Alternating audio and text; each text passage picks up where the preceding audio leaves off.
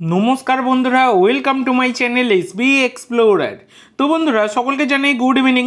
তো আজকের ভিডিওতে কিছু গুরুত্বপূর্ণ বিষয় নিয়ে আলোচনা করতে চলেছি।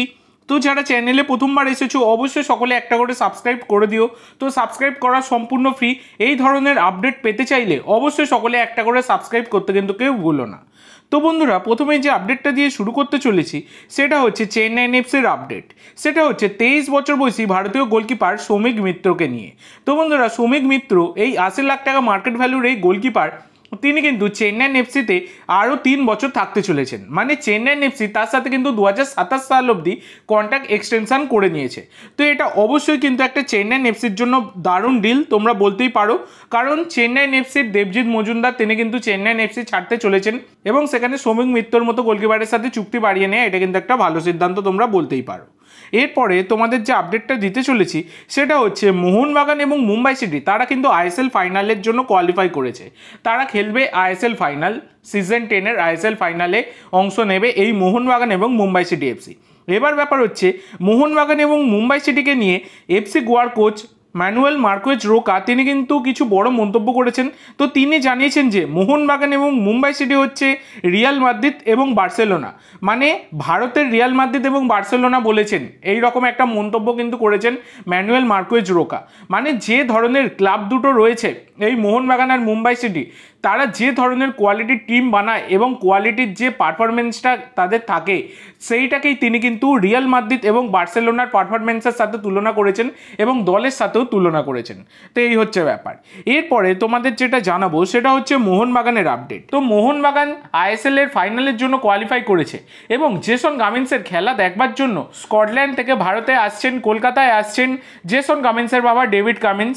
তো এটা অবশ্যই কিন্তু একটা বড় খবর, সেটা কার্যত তোমরা বলতেই পারো। তো ডেভিড কামিন্স কিন্তু এর আগে জেসন কামিন্সের আসার ব্যাপারে যখন তিনি ভারতে আসেননি তার আগেই তিনি কিন্তু জানিয়ে দিয়েছিলেন যে তার ছেলে কিন্তু ভারতের ক্লাব মোহনবাগানে সাইন করেছেন। তিনি সবটাই বলতে গেলে জানিয়ে দিতেন।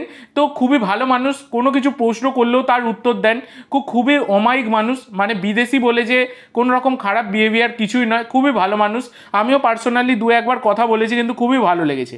যাই হোক, ডেভিড কামিন্স তিনি কিন্তু আসছেন ভারতে জেসন কামিন্সকে সাপোর্ট করবার জন্য, মোহনবাগানকে সাপোর্ট করবার জন্য।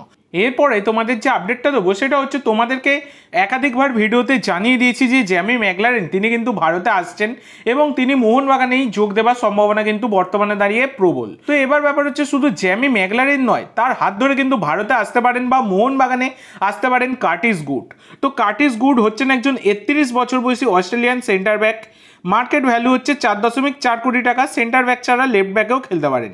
বর্তমানে খেলছিলেন তিনি মেলবোর্ন সিটির হয়ে, যে ক্লাবের হয়ে জ্যামি ম্যাকলারেন যুক্ত ছিলেন সেই ক্লাবের সাথেই যুক্ত ছিলেন এই কার্টিস গুড।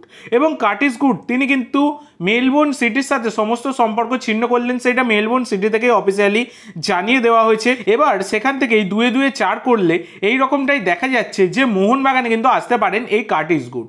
কারণ কার্টিস গুডের সাথে আগে একাধিকবার আলোচনা করেছিল মোহনবাগান তাকে দলে নেওয়ার জন্য, কিন্তু তখন কোনোভাবেই মোহনবাগান আনতে পারেনি। আগের 2 সিজন ধরে তার উপর ইন্টারেস্টও শো করেছিল মোহনবাগান, কিন্তু এই কার্টিস গুড তিনি কিন্তু আসেননি ভারতে। তবে বর্তমানে জ্যামি ম্যাকলারেনের হাত ধরে তার বন্ধু কার্টিস গুড তিনি কিন্তু ভারতে পদার্পণ করতেই পারেন। এবার মোহনবাগানের যেহেতু আগে থেকে ইন্টারেস্ট ছিল, তাহলে কি মোহনবাগান কার্টিস গুডের পিছনে যাবে? তো কি মনে হয় তোমাদের অবশ্যই সকলে কমেন্ট করে জানান। বিভিন্ন জায়গা থেকে এটা দাবি করা হচ্ছে যে কার্টিস গুড তিনি কিন্তু মোহনবাগানে যোগ দিতেই পারেন।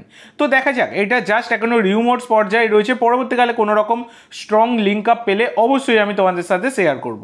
তো আজকের জন্য এইটুকু বন্ধুরা। ভিডিওটি ভালো লাগলে অবশ্যই লাইক করো, শেয়ার করো। আমার চ্যানেলে প্রথমবার এসে থাকলে চ্যানেলটি সাবস্ক্রাইব করো আর কমেন্ট করে জানাও ভিডিওটি কেমন লাগলো। ধন্যবাদ।